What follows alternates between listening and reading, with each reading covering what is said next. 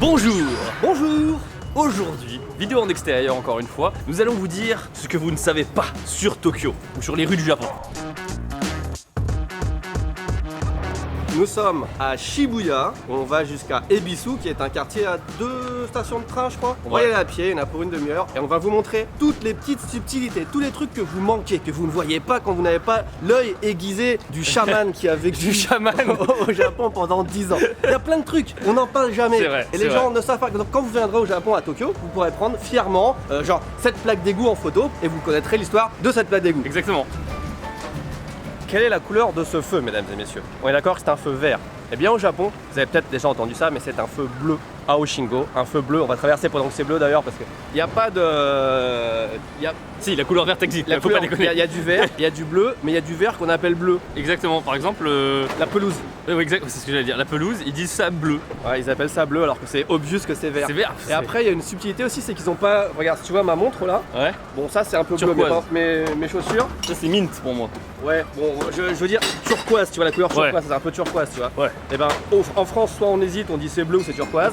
Au Japon, c'est vert. Turquoise, c'est vert. C'est ouf. Leur panel de bleu est très large. D'ailleurs, les plaques d'égout, si vous ne le saviez pas, eh bien, dans chaque préfecture du Japon, elles sont différentes. Voilà. Voilà. Même des fois dans chaque ville, en fait. Ouais. Et même, il y a des gens qui collectionnent.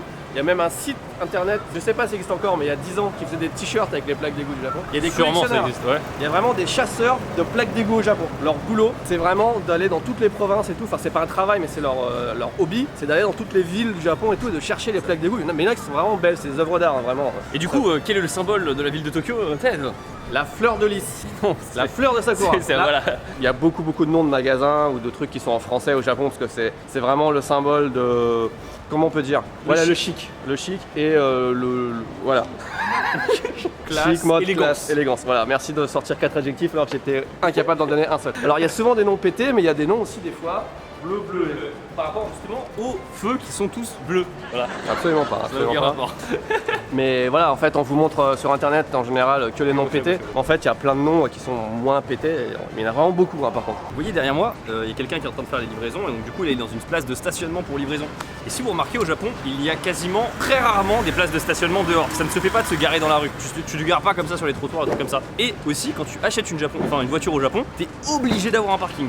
Contrairement en France où ce serait un tollé général si tu devais avoir ça. Soit chez toi, soit une place de parking réservée Voilà, quelque part. un truc quelque part. Mais t'es obligé d'avoir entre guillemets une place où faire dormir ta voiture. Alors qu'en France tu peux la laisser dans la rue pendant des mois. Et c'est comme ça que toutes les rues elles sont blindées de voitures en France, contrairement à ici. Sachant que la police vient vérifier chez toi et tout. Hein.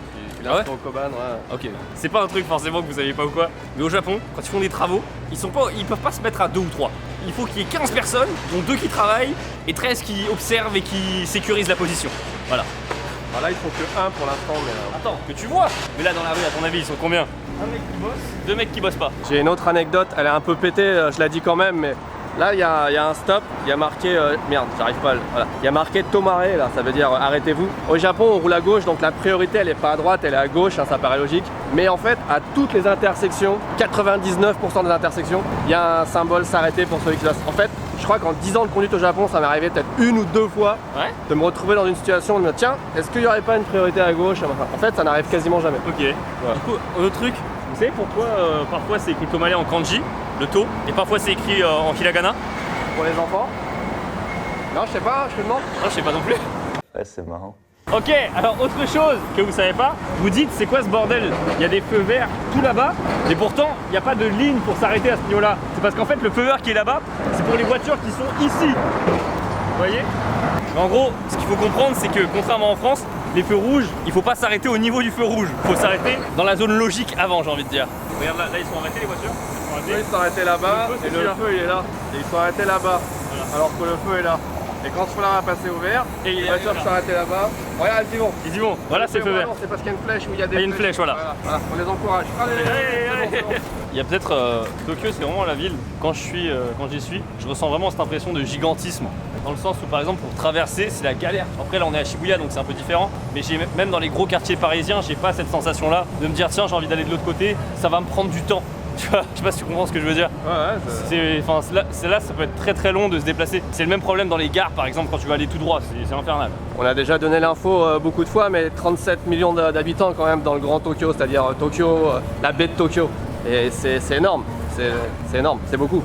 chose évidente. Ça paraissait obvious. Ça paraissait tellement vieux, on l'a pas dit. Interdit de fumer dans la rue. Par contre, on a le droit de fumer dans les restaurants quand c'est dans les zones fumeurs. Et il y a des zones fumeurs en fait dans la rue, genre des blocs où là ils s'entassent, tu vois, pour fumer. Et dans les faits, en vérité, les Japonais, quand c'est dans des petites rues ou des trucs comme ça, ils peuvent fumer en fait. C'est juste, ils connaissent les coins à risque. Genre là, tu te balades avec une clope.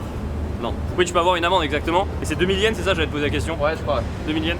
Et souvent les touristes se font avoir. Hein. Alors ça, en vrai c'est la première fois que je vois ce truc. Moi aussi j'avais Pas de jamais graffiti, vu. c'est parce qu'ils ont mis des planches. T'as vu, c'est pas une affiche officielle. La caricature, le mec c'est toujours le mec habillé en noir comme ça, tu vois. Ah non, avec c'est les choses derrière. coronavirus.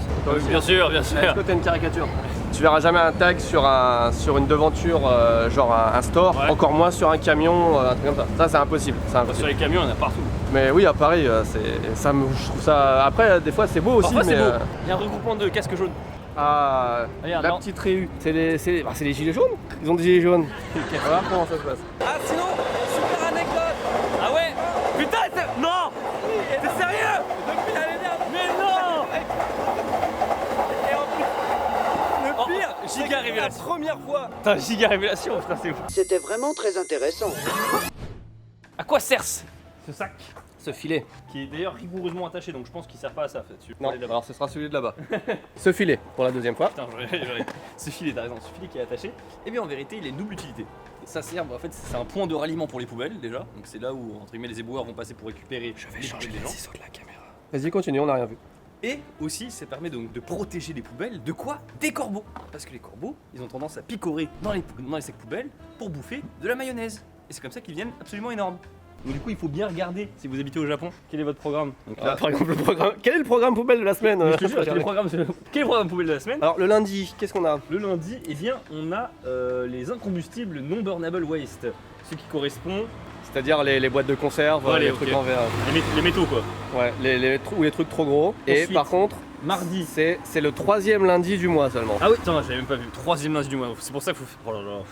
Le mardi, du coup, c'est les recyclables. Donc là, c'est écrit pet bottle, can, newspaper, magazine, cardboard, bottle. Tout Et est séparé, hein, c'est pas le même. fluorescent light. Le mercredi et le samedi, c'est les combustibles. Donc là, on va dire, là, c'est le global. Là, c'est un peu le truc où t'as la flemme de trier, tu mets tout là-dedans. Mais tu peux te faire engueuler. C'est-à-dire que si, imaginons, tu te gourres trop, eh bien, ton sac, ils vont le laisser et ils vont mettre une étiquette, genre pour dire non, ce sera pour le mardi. Ouais, exactement. Voilà. Ça m'est déjà arrivé une fois, c'est pour ça que je vous le dis.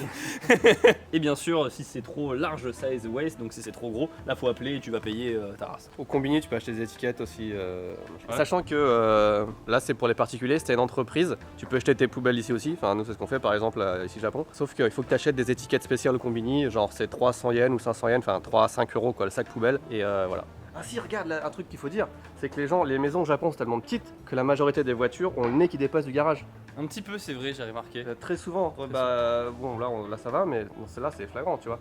Après, on l'a déjà dit pour des vidéos sur les maisons, mais en gros, la porte s'ouvre vers l'extérieur et elle est genre directement dans la rue, quoi, la porte. Pour gagner de la place. Et aussi parce que les gens n'ont pas peur des voleurs. Ah, ça c'est une autre variante des poubelles. Ouais. Ça c'est la variante pour les maisons, ça c'est la variante pour les mansions, Ah. les gens qui habitent dans des appartements ou des trucs comme ça. Souvent ils ont ça en bas. Non, c'est pas loquet, mais ça veut dire que tu peux. Là c'est pour les recyclables celui-là et tu peux le mettre le jour où tu veux en fait. Ok. C'est ça l'avantage d'avoir un truc comme ça. En vrai, un autre truc qu'on pourrait dire qui n'est pas une anecdote mais qui est vraiment. J'essaie de faire le point en même temps que je parle, hein, qui est vraiment propice, typique du Japon. C'est-à-dire que là on était à Shibuya il y a 3 minutes. Dans les grands immeubles, etc. Et là, on est dans un petit quartier résidentiel, on a marché 5 minutes, enfin, je veux dire, c'est vraiment, on passe d'une atmosphère à l'autre. J'avoue, là, c'est tout silencieux. Ouais. C'est même mieux que silencieux, c'est t'as les bruits des oiseaux. Ouais. C'est les égouts, ça, par contre. Oui. Mais c'est moins la nature. Mais ouais, Ouais. ça, c'est l'adresse japonaise. Donc là, t'as le Shibuya-ku. Non, c'est pas ku, Si. c'est Shibuya-ku. Et là, trop de conduits pour moi, Machi, 7. Voilà. Voilà. Donc, nom du quartier de Tokyo, donc il y en a 21, je crois. Ouais. Les infos approximatives. Ça, c'est le nom de la ville dans le quartier, et ça, c'est le numéro du pâté de maison. Pas de cette maison-là, forcément. Tu vois. Si on a ne serait-ce qu'un chiffre de bon dans tout ce qu'on a dit, vous pouvez nous applaudir. Et ouais, donc l'info c'est qu'il n'y a pas de nom de rue au Japon, à part dans les grandes rues, genre les grandes avenues. Les avenues ont un nom, mais pas les rues. Ah, genre Et- la Takeshita Dori, comme ça. Ouais, trucs comme ça. Et du coup, c'est galère de. En fait, sans appli, sans smartphone, enfin, en tout cas pour moi, c'est impossible de me retrouver quelque part dans Tokyo. C'est impossible de trouver une rue, quoi que ce soit. À ton avis, c'est le bruit du vélo ou de la moto? C'est nul. On effacera ça parce que j'assume pas.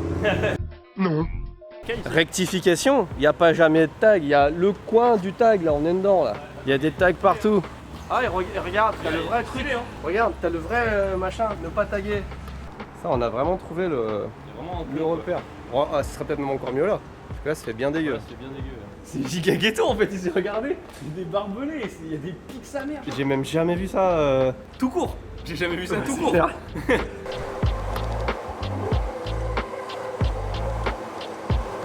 On est dans le quartier le plus malfamé de Tokyo, mais il y a quand même une Jaguar, un Range Rover, une Porsche Cayenne. Voilà, c'est pas non plus, c'est pas non plus trop la zone.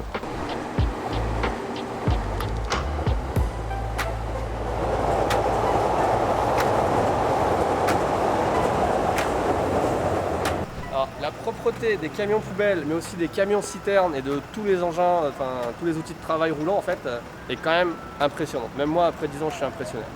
C'est vrai que c'est clean, hein.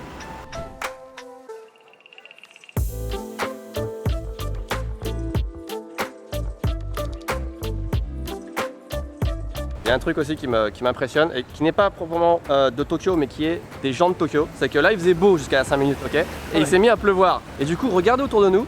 Tout le monde a un parapluie. Tout le monde a un parapluie. Genre comment tu sais, il faisait beau il y a 5 minutes, tu vois. Il y a 3 gouttes de pluie, tout le monde a un parapluie. Et tu vas pas me dire que c'est le petit parapluie qui se plie et qui se met dans son sac machin. Non, c'est comment d'où ils le sortent? Non mais c'est dingue. Encore une fois là, il y a 100 mètres, on était dans un truc tout calme, il n'y a pas de bruit. Là d'un coup on se retrouve avec un énorme Kosatin, un énorme boulevard. C'est une Bentley là-bas? Oui, c'est une Bentley, on est d'accord. Hein. C'est pas bien. Ne pas fumer de cigarettes géantes non plus, attention. Hein. Un commentaire sur cette voiture de marque Peugeot. Incroyable, c'est peut-être la deuxième fois que j'en vois une à Tokyo. Ah non, il y en a beaucoup hein. Ah bon? Ouais. Putain, j'en vois jamais. Moi je pensais que tu allais faire le commentaire, toutes les voitures françaises, Renault ou Peugeot, elles sont tout le temps bicolores. Ah ouais? À part la première qu'on voit. Mais Ok, non, c'est pas... Par contre, là, le côté mat, je suis fan. en fait c'est rouler en, je sais pas, 306, 307, 308, on en a quoi en France 309, j'en sais rien, je sais pas à quel numéro, mais les petites bagnoles, les petites citadines françaises comme ça, et ben c'est vraiment un symbole de classe, tu sais c'est tous les synonymes que j'avais pas tout à l'heure, d'élégance, de chic, voilà, c'est un petit peu, c'est la voiture à la française quoi, Voilà, tu vois, je sais de quoi je parle, c'est un petit peu peut-être l'équivalent de l'Alfa Romeo en France ou un truc comme ça, tu vois, Ah oui. tu vois, donc en général elles sont bien entretenues, pas l'occasion, enfin c'est, tu vois.